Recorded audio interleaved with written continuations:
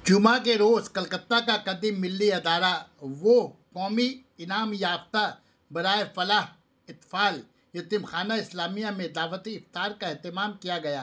कोलकाता के मोअज़्ज़िज़ हज़रात मेहमान ख़ुसूसी की हैसियत से शरीक रहे। इनके अलावा मजलिस इंतज़ामिया के मेंबरान के साथ साथ यतीम बच्चे बच्चियाँ और उस्तानी भी दावती इफ्तार में शरीक रहीं। यतीम खाना के सदर अब्दुल मजीद, इजाज़ी सेक्रेटरी अब्दुल क़य्यूम अंसारी, ट्रस्टी अमीरुद्दीन बॉबी ने 2023-2024 के सालाना रिपोर्ट रुदात की शक्ल में इजरा किया और यतीम खाना के ज़ेर निगरानी कारकर्दगी पर रोशनी डालते हुए कहा कि 2 स्कूल AK फजलुल हक गर्ल्स हाई स्कूल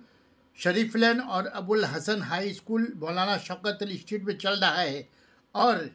जिस इमारत में आप इफ्तार कर रहे हैं, इस इमारत की बुनियाद मरहूम सुल्तान अहमद ने 10 साल कबल रखी थी,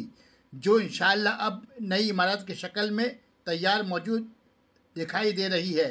बहुत जल्द ही 7 पॉइंट पब्लिक स्कूल की शक्ल में एक और नए यूनिट का इफ्तिताह होने वाला है।